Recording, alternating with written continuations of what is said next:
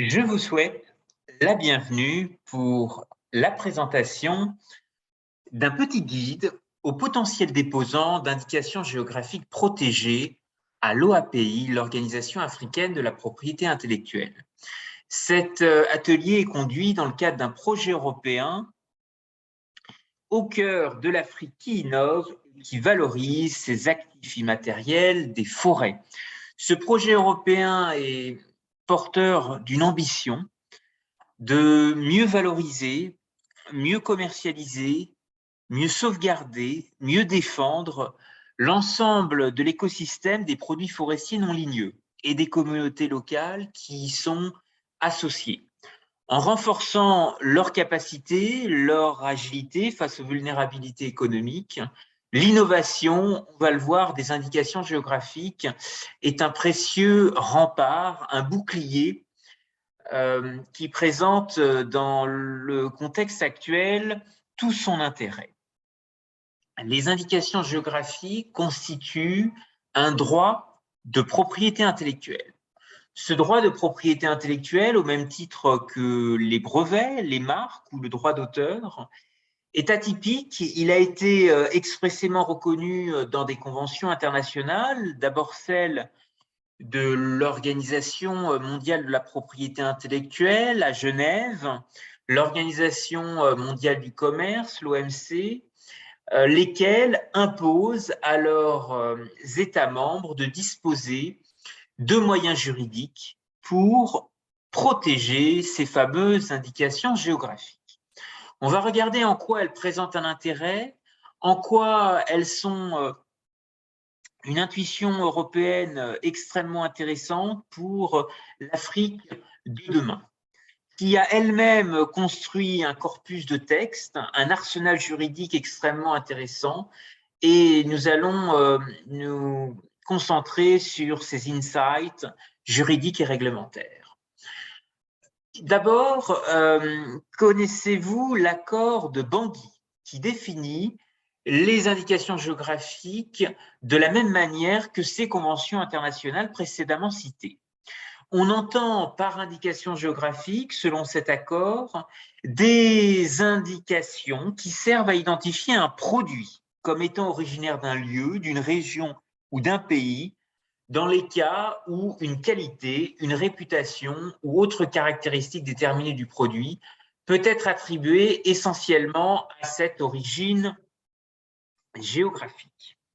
Ce qui veut dire que l'OAPI, qui a mis en place un système d'enregistrement, qu'un enregistrement auprès de cette institution d'une indication géographique protégera un nom et non pas un produit.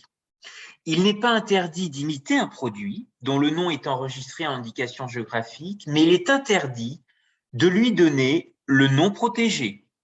L'indication géographique ne confère donc pas un monopole sur le produit, mais une exclusivité sur le nom, sous condition d'origine et de respect du cahier des charges. Ce qu'il est essentiel de démontrer pour des groupements de producteurs ou des États membres qui, à l'OAPI, souhaiteraient faire enregistrer une indication géographique des produits du terroir qui relèveraient de qualités spécifiques, ils auront à démontrer, États membres ou groupements de producteurs, qu'il s'agit véritablement d'un produit originaire d'un lieu géographique qui possède des caractéristiques propres, troisième condition, dues à cette origine et qui le rendent distinct des autres. Ce qui veut dire que la dénomination à protéger doit désigner un seul produit et non pas un groupe de produits. Par exemple, une dénomination, imaginons, produit authentique des mangroves. Cet écosystème côtier essentiel dans le golfe de Guinée, au Gabon, au Cameroun, sur les côtes de Douala, de Kribi, sur le littoral, eh bien, le groupe de produit malheureusement ne pourra pas être enregistré. La dénomination à protéger doit désigner un produit ayant une origine géographique. Exemple très concret, le poivre de Penja. Identification, un terroir, un territoire, géographiquement localisable. D'autres exemples autour du café, café du Puttajalon, café Ziama, ou même le miel ou l'oseille de Guinée. Là encore, une origine géographique explicite.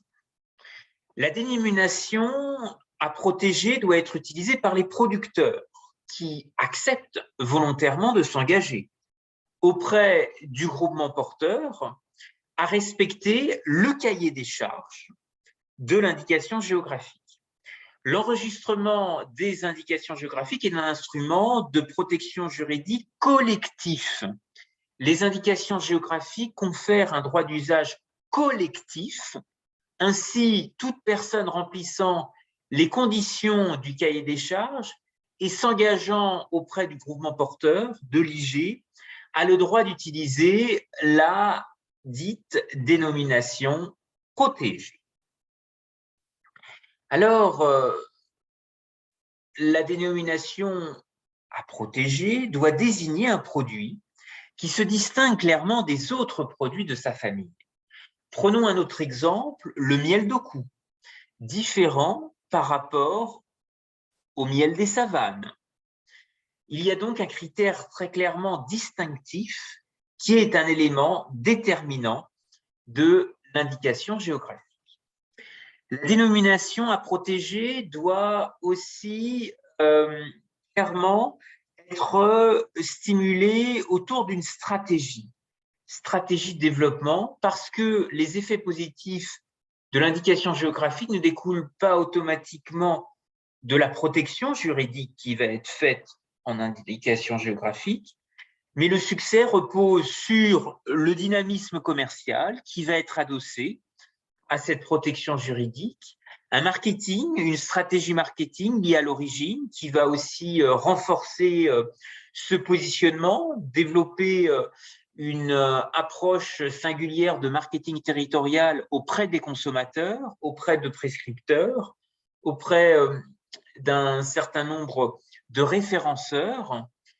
Et cela implique aussi une bonne gouvernance à travers une bonne répartition des pouvoirs dans la filière, une cohésion des acteurs autour d'une représentation commune de la qualité du produit.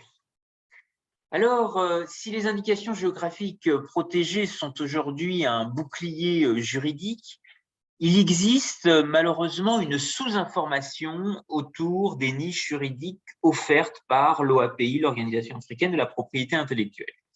C'est pourquoi notre projet européen Forest est aussi un laboratoire d'idées, une boîte à idées, un laboratoire de prospective pour imaginer comment aller beaucoup plus loin et associer aussi peut-être d'autres volets extra-juridiques. Nous pensons par exemple au rôle des cliniques du droit, les law clinics, pour reprendre l'esprit nord-américain de la côte est des États-Unis, qui pourraient associer le levier du volontariat à l'action pro bono des avocats, des juristes, des professions libérales, en lien peut-être indirect avec des politiques RSE de grandes entreprises, de fondations en Afrique centrale, au Cameroun en particulier, où nous sommes déployés. C'est aussi réfléchir peut-être à des réserves de résilience pour faire face aux aléas climatiques, à des certificats de naissance biosourcés pour notamment l'économie circulaire, des expérimentations qui peuvent être encouragées par des réseaux de cadres dirigeants, l'exemple ici mentionné du GICAM, qui existe en Afrique centrale, au Cameroun depuis 1957, et puis ce modèle des law clinics, des cliniques du droit, qui aux États-Unis fait aussi ses preuves de l'autre côté de l'Atlantique, en Afrique. La propriété intellectuelle invite aussi peut-être à être attentif demain à des remèdes coutumiers, réfléchir à une médiation culturelle qui peut se faire avec des chefs de village, des fondations, des institutions multilatérales comme l'UNESCO, et puis réfléchir à une valorisation globale des produits forestiers non ligneux à transformer, y compris dans leur dimension extra-juridique. Vous savez que le domaine de la parfumerie, par exemple, n'est pas considéré comme une œuvre de l'esprit. Pourtant, les forêts regorgent d'essence. Il serait possible d'imaginer peut-être des éléments comme le mouchoir parfumé, des opportunités de valorisation différenciées avec les ateliers de sérigraphie qui sont si présents ici dans l'espace public. Et bien d'autres choses à envisager dans l'économie circulaire. La COP à Glasgow a été une caisse de retentissement du rôle joué par l'amidon de manioc pour produire des sacs biodégradables. La vanilline qui intéresse de grands ports comme Hong Kong, notamment pour recycler les déchets du bois.